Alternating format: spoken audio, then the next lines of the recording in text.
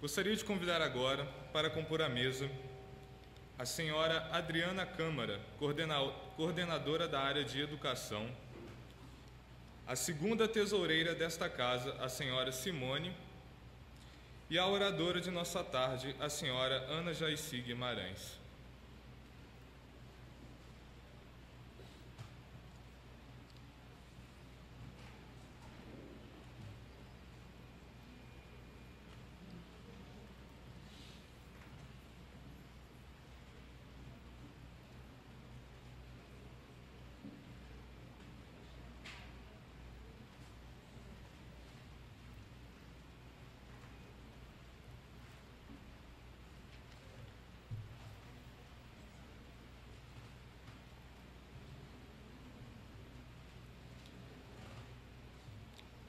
Convidamos a senhora Adriana Câmara, coordenadora da área de educação, para realizar a prece de abertura.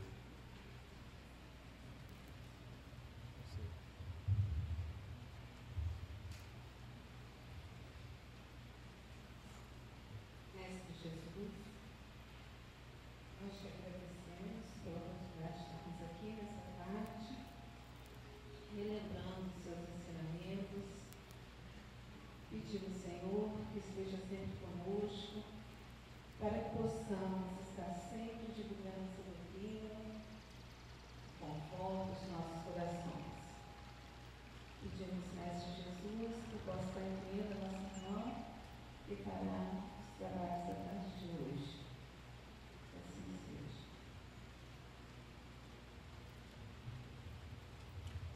Nossa irmã, Ana Jaicy, vem comparecendo aos eventos do Mês Espírita desde 1977, participando do primeiro evento quando passou de semana para Mês Espírita, com palestras proferidas na Associação Espírita Estudantes da Verdade.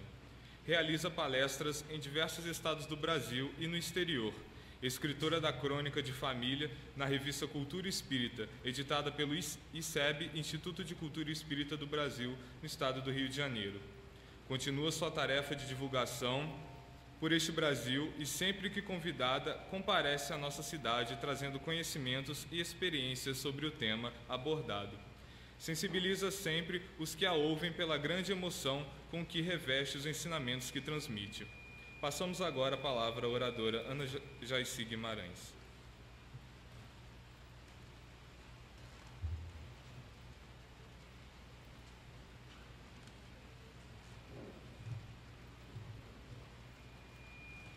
Está um pouco alto para mim.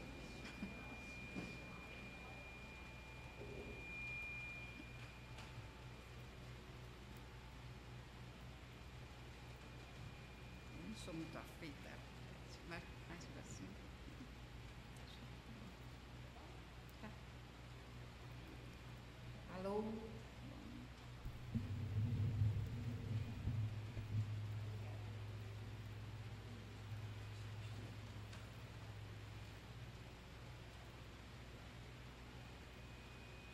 Meus caríssimos irmãos, que nos abençoe o Senhor Jesus, que Ele nos conceda tranquilidade, harmonia, paz.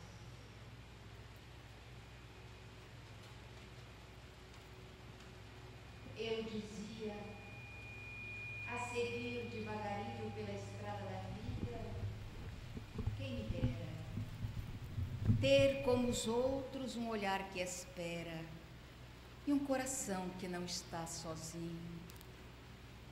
Em cada galho despertava um ninho ao som da minha voz, e aos poucos era como se uma eterna primavera espiritualizasse o meu caminho.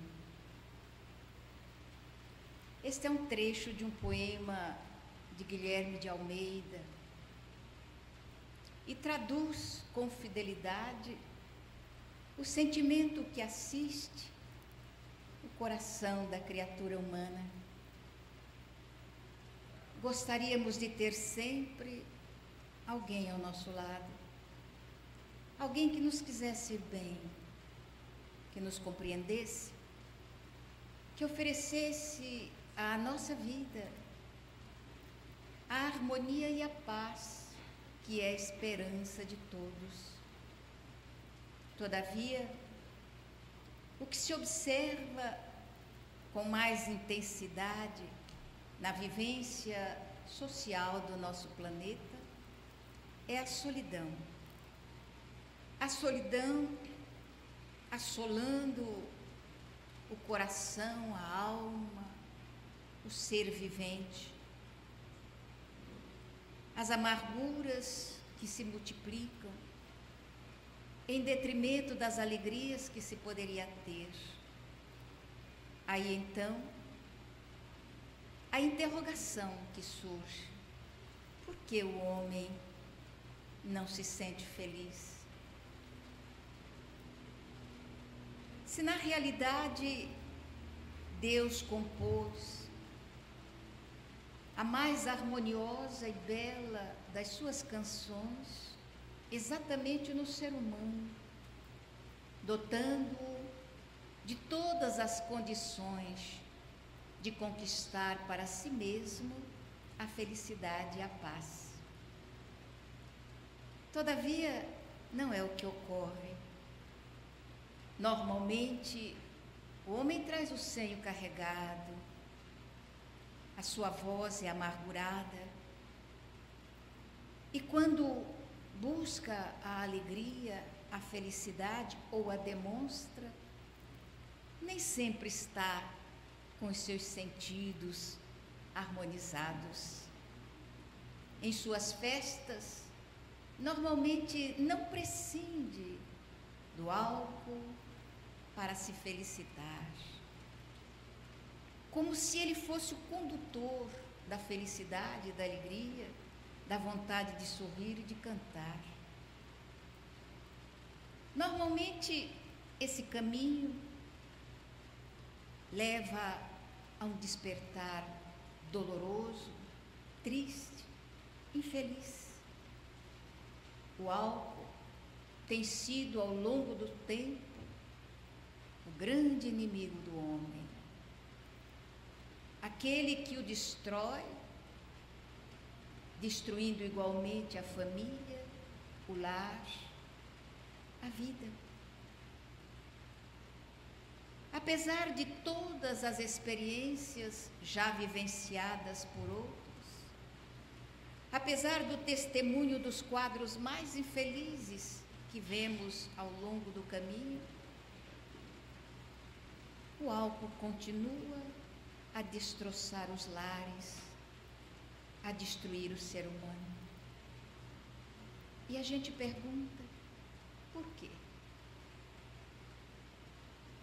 E uma tristeza lenta, que as lágrimas acalentam, vai acompanhando o passo da criatura, que perde o endereço de Deus e perde o endereço de si mesmo, perdendo-se no cipoal do sofrimento e da dor. Todavia, o Senhor Jesus, governador do planeta, idealizador da harmonia vivencial da Terra, sob as diretrizes do Pai amantíssimo, continua a abençoar a Terra com a vida. A vida que surge,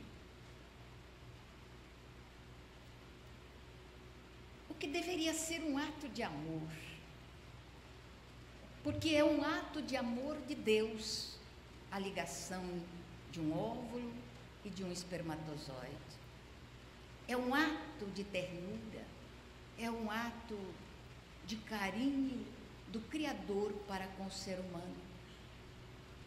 Todavia, o homem não o entende assim, e poucas vezes uma criança é gerada pelos laços de ternura e de afetividade entre duas criaturas.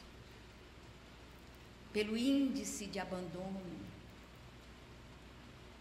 de abortos, pelo número de orfanatos,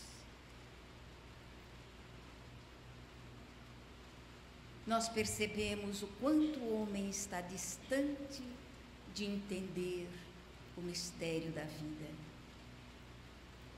É algo surpreendente.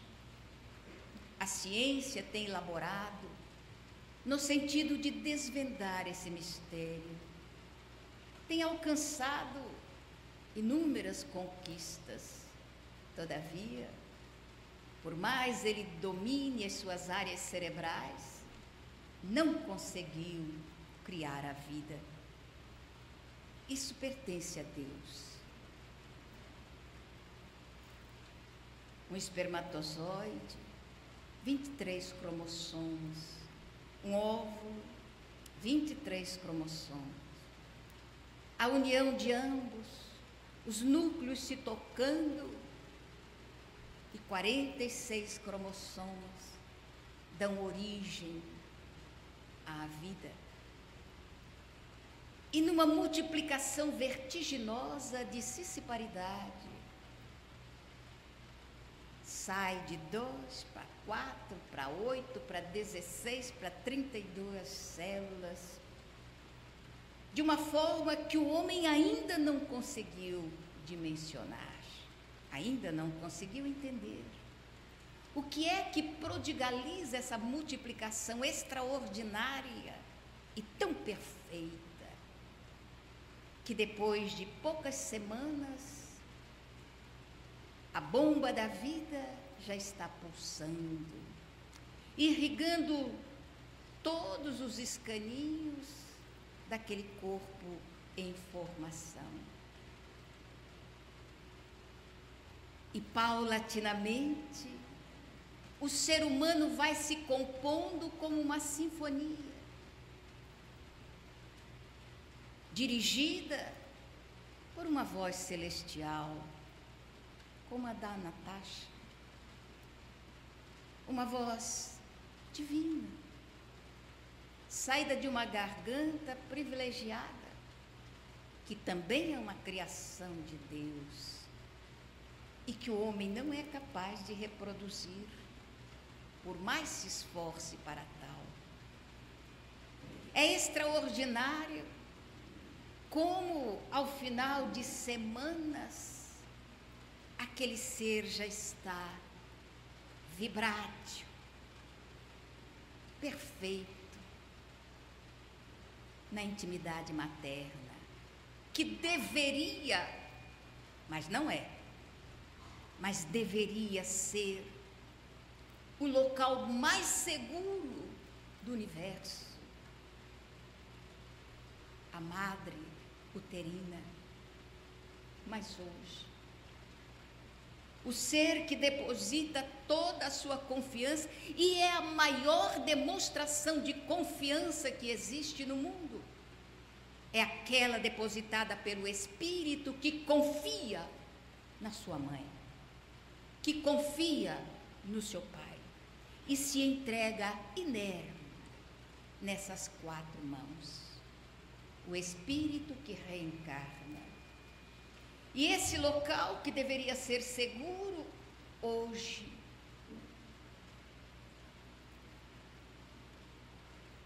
é um terreno maltratado, vilipendiado pela ignorância que persiste ainda no ser humano que deveria ser racional.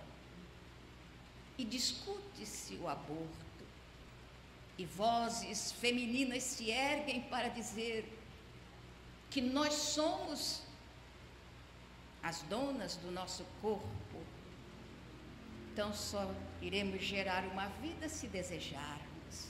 Esquece que ela não é capaz de gerar uma vida sem que haja permissão de Deus, que ambos não conseguiriam gerar uma vida se não houvesse o beneplácito divino. E o homem aparta de si a presença de Deus. Caos. E quando na casa espírita se discute aborto, eu fico assombrada, porque na casa espírita não se devia falar sobre este assunto. A casa espírita é a casa da vida. Nós somos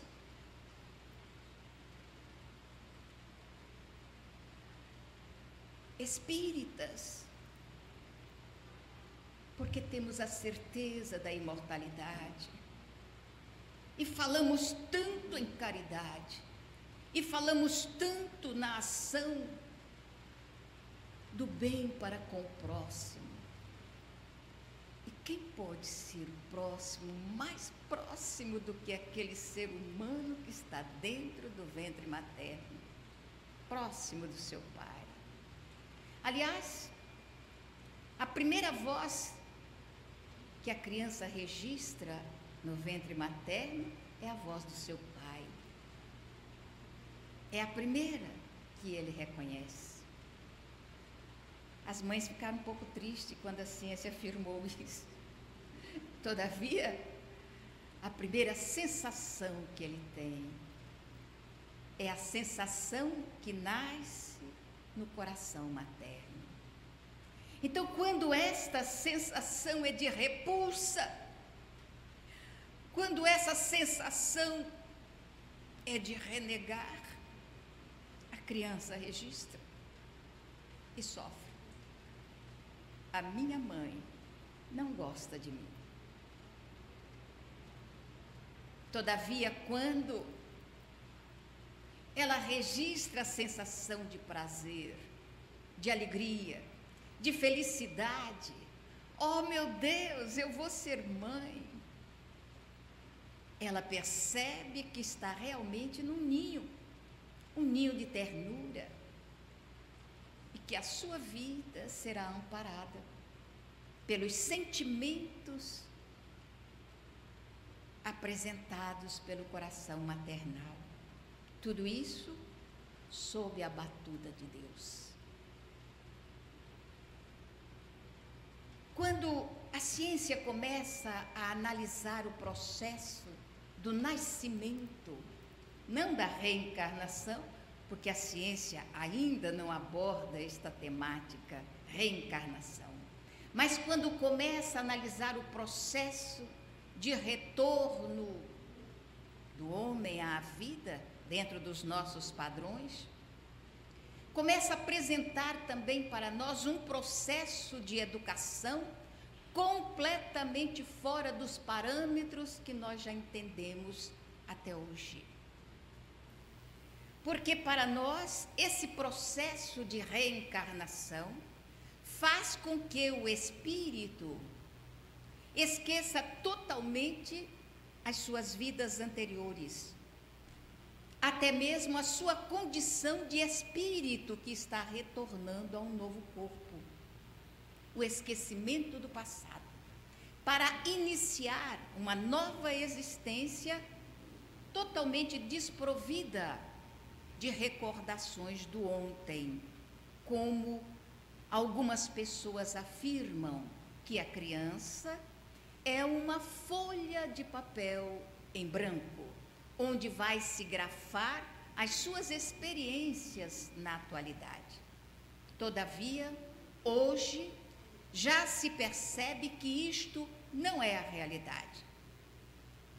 Estudos feitos por neurologistas estabeleceram descobertas impressionantes que os pais deveriam conhecer para pensar em termos de ética e em termos de moral no trato com os seus filhos. Descobriu-se que muitos dos traumas que assolam a juventude não representam coisas de um passado remoto, de outra encarnação. A ação reacionária da juventude não representa simplesmente um processo de má educação, de desrespeitos pela vida, mas significa lembranças muito vívidas do lar que o acolheu, do lar onde ele foi gerado, onde nasceu e teve oportunidade de crescer. Hoje, neurologistas afirmam que a criança, até mais ou menos os 4 anos de idade, registram os acontecimentos da vida como um adulto, não como uma criança ignorante. Registra como adulto. E a doutrina espírita acompanha esse raciocínio da tecnologia e da ciência como verdadeiro. Porque realmente, quando o espírito se liga ao corpo em formação, e nós vemos em André Luiz, numa sequência dos seus livros, ele afirmando que uma senhora grávida já dos seus 7 meses, mas desejosa de se livrar da criança que traz no ventre, ela está buscando uma forma de alijá-lo de si. E André Luiz descreve o quadro como, estando ela num local de prazeres, o espírito reencarnante está abraçado a ela, não está preso ao feto dentro do ventre, mas está ligado ao corpo da mãe, abraçado, suplicando que ela não o destrua. Então há uma perfeita conotação, o registro real do espírito reencarnando, do pensamento e das atitudes de sua mãe. Então a ciência, analisando o retorno do espírito, chega a afirmar que uma criança que a gente acredita que esteja completamente fora dos acontecimentos do ambiente, uma criança recém-nata, ela registra perfeitamente como adulto, porque o espírito está mais fora do corpo do que no corpo. A criança dorme geralmente entre 22 horas, 22 horas, e tem pouco tempo desperta. Naturalmente, esse tempo tem suas flexibilidades. Então, o espírito está mais fora do corpo do que preso ao corpo. E estando fora do corpo, ele está raciocinando como um adulto. Não perdeu a sua capacidade de raciocinar como um ser adulto. Então, mesmo adormecido, o espírito está desperto e ele registra os acontecimentos entre papai e mamãe. Geralmente, os pais que têm um certo limite de educação não discutem diante dos seus filhos pequenos para que eles não entrem dentro da anatomia dos desencontros matrimoniais, mas não se importam de brigar na frente de um bebê, que afinal de contas o bebê não registra nada. Isso é o nosso pensamento. Mas eles, como espírito, estão registrando perfeitamente os acontecimentos. Então já tem noção de um lar